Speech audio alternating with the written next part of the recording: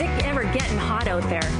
And it's wedding season. I can't even imagine what it's like to get married in this kind of weather. Susan Hyatt, the wedding lady, is here. Welcome. Hello, Dawn. Nice to be with you. Well, nice to see you. And I know that you specialize a lot in destination weddings. And, you know, you had this thing here because it's an invitation, but it's also a fan, specially designed for Hawaii, but you need it here, too. Definitely, definitely, especially in the weather we're having these days. Yes. So what are we seeing as far as trends?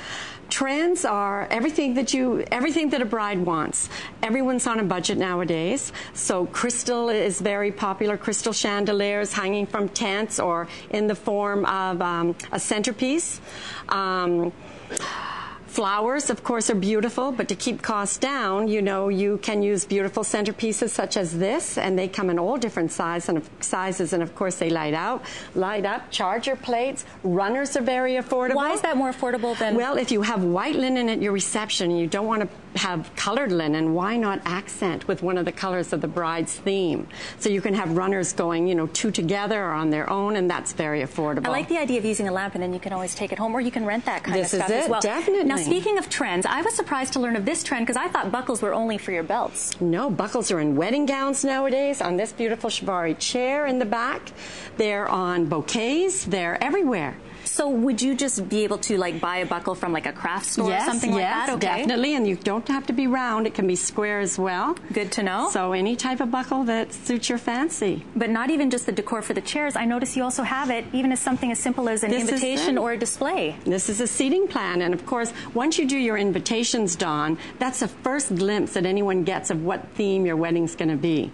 So once you see a buckle there, you know that's going to carry through. Okay, so when we look at something like this, a lot of this, you say bling. And when people hear bling, they think it has to cost a lot of money. So if you had one thing that you were going to spend your money on, what would that be? Photography. Okay. Because that stays with you forever. Okay. Treasured memories. So we'll take a look at some photographs in just a little bit, but you've got chandeliers here. Who knew those would come back? This is it. And feathers are everywhere as well nowadays because that's more affordable. You can rent white or pink or green feathers and mix them in with chandeliers and centerpieces and even bouquets. And we know that flowers are one of the more expensive things when it comes to a wedding, and they die. So there's not that longevity. You've got some great options for people as well. Yes, at your reception, of course, the less flowers you use, the more affordable it is, and you can put that towards your photography, videography, whatever. So that's a wonderful idea with pearls and candles floating.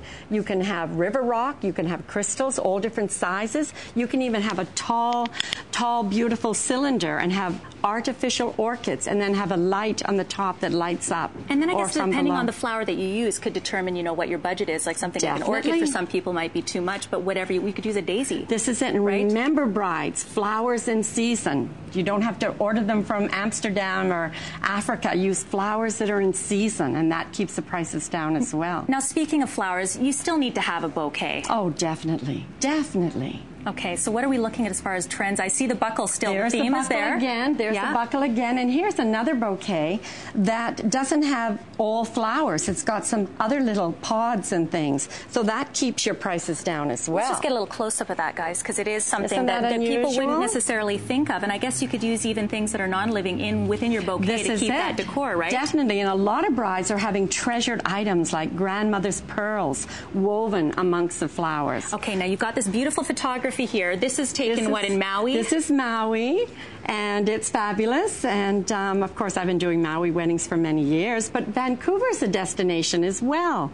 So I get Americans and Europeans from all over the world coming to Vancouver to get married. So when you look at people that are saying, I want Vancouver to be my destination wedding, what is it about Vancouver that they are looking to capture in their very special day? They want the mountains and they want the ocean. They want the combination of that. Okay. That's what they want. And of course, with the upcoming Olympics, that's a great tie-in as well.